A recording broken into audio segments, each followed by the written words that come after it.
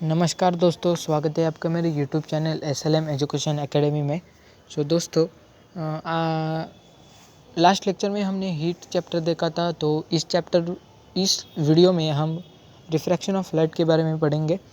दोस्तों, ज़्यादा कुछ नहीं दिया है। फर्स्ट पेज पर सबसे पहले इंट्रोडक्शन, फिर पॉइंट्स टू रिमेंबर में refraction of light, medium, bending of light, laws of reflection of light, lateral displacement, absolute reflective index, dispersion of light, spectrum, rainbow, फिर है एटमॉस्फेरिक रिफ्रैक्शन, फिर है स्कैटरिंग ऑफ लाइट।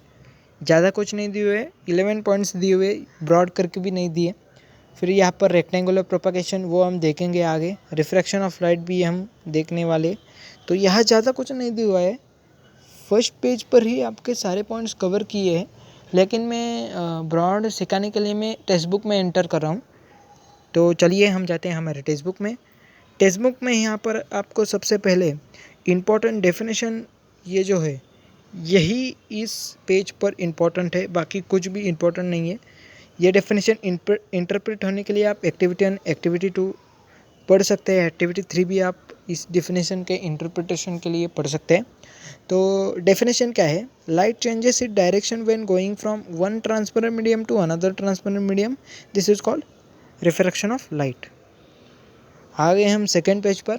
तो second page पर आपको यहाँ important क्या है? तो ये डायग्राम इम्पोर्टेंट है। ये दो जो डायग्राम दिया हुआ है, ये डायग्राम आपको बोर्ड परीक्षा में नहीं पूछा जाता, लेकिन ये जो सेकेंड डायग्राम है ये बहुत ही इंपॉर्टेंट डायग्राम है। लॉज ऑफ रिफ्रैक्शन की डायग्राम है। बहुत बार आपको ये डायग्राम दी हुई होती है और आपको ये दो जो लॉ है नंबरिंग की किया हुआ, ये आपको करके जाना होता है। तो ये करके ही जाना है।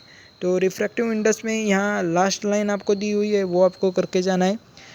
जिस लास्ट लाइन में क्या दिया है? Refractive index depends on velocity of light in medium, ये भी आपको करके जाना है। फिर है sine i upon sine r is equal to constant is equal to N.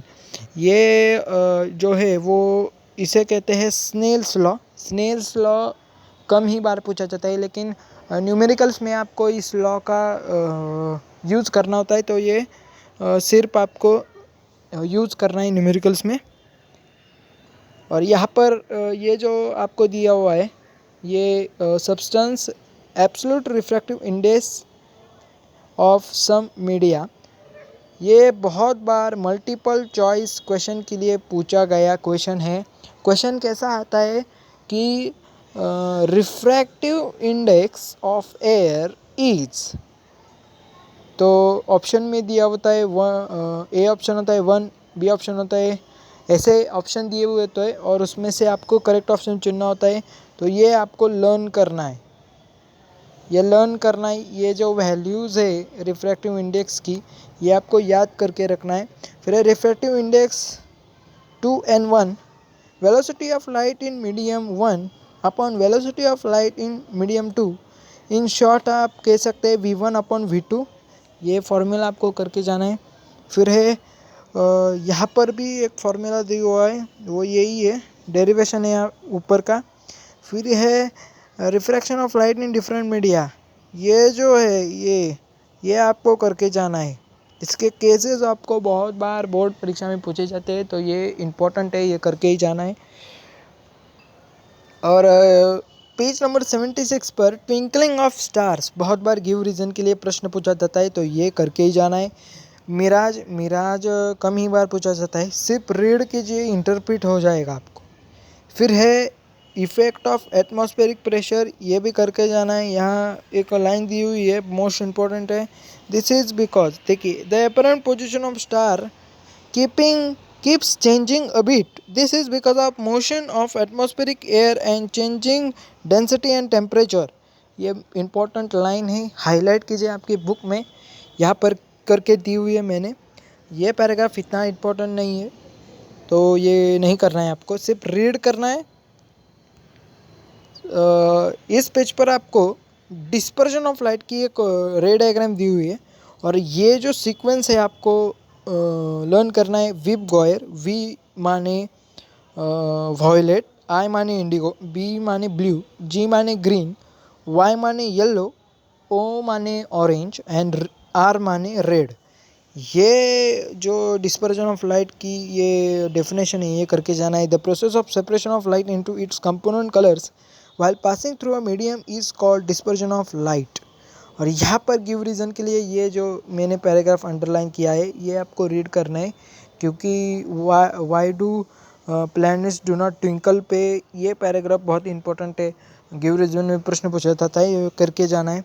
और यहाँ पर दिया है हुआ है आपको the maximum wavelength of red colour is 700 nanometre while violet light has the smallest wavelength close to 400 nanometre. ये बहुत ही इंपॉर्टेंट है, ये करके ही जाना है। बोर्ड परीक्षा में multiple choice, match the following, फिर फिल इन द ब्लैंक्स के प्रश्न में बहुत बार ये प्रश्न पूछे जाते हैं। अब आ गया हमारे लास्ट पेज पर। जी हाँ, सेकेंड लास्ट पेज है। इस पेज पर आपको क्या इंपॉर्टेंट है तो partial and total internal reflection यहाँ पर दिया हुआ है उसका definition. For a partial value of i the value of r becomes equal to 90 degree. The value of i is called the critical angle. Critical angle की definition यहाँ पर दी हुई है। फिर है thus all the light gets reflected back into a denser medium, this is called total internal reflection. यहाँ पर अंडरलाइन किया हुआ है, ये आपको करके ही जाना है, बहुत ही इंपॉर्टेंट है। ये बॉक्स में आपको जो इक्वेशन दिया हुआ है ये भी करके जाना है। फिर है रेनबो का जो फिनोमेनन नहीं, पूरा पैराग्राफ रीड करना है, ज़्यादा टाइम नहीं है मेरे पास, तो ये भी करके जाना है आपको, बहुत ही इम्पोर्टेंट है, पॉइंट्स मैं बता रहा हूँ। और ये जो है यहाँ पर आप देख सकते हैं ये जो न्यूमेरिकल्स हैं ये भी करके जाने हैं, बहुत ही इम्पोर्टेंट है। ऐसे न्यूमेरिकल्स बार बार बोर्ड परीक्षा में पूछे जाते हैं। तो अगर आपको मेरा वीडियो पसंद आया तो आपके जो भी भाई बहन दोस्त 10th स्टैंडर्ड में पढ़ रहे हैं उनको ये वीडियो ज़रूर से फॉरवर्ड करना, क्योंकि इस वीडियो में जो मैंने पॉइंट्स बताए आपको बुक में से इम्पोर्टेंट पॉइंट्स, जी हाँ वही पॉइंट आपको बोर्ड परीक्षा में पूछे जाएंगे। इसके अलावा कोई भी एक पॉइंट टेक्सचुअल लैंग्वेज के बाहर कोई भी पॉइंट पूछा नहीं जाता।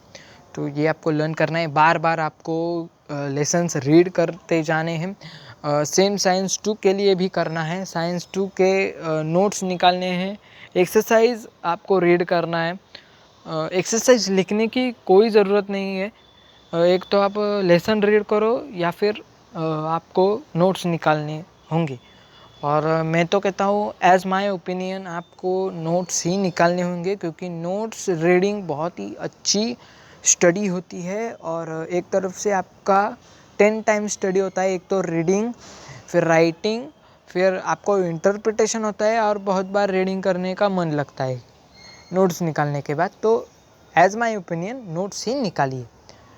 तो अगर आपको मेरी वीडियो पसंद आई तो सब्सक्राइब कीजिए मेरे चैनल को और बेल आइकॉन पर क्लिक कीजिए, ताकि ऐसे नई नई वीडियोज़ की नोटिफिकेशन आपको मिलती रहे। और मिलते हैं आपको अगली वीडियो में। धन्यवाद दोस्तों, लाइक शेयर कमेंट।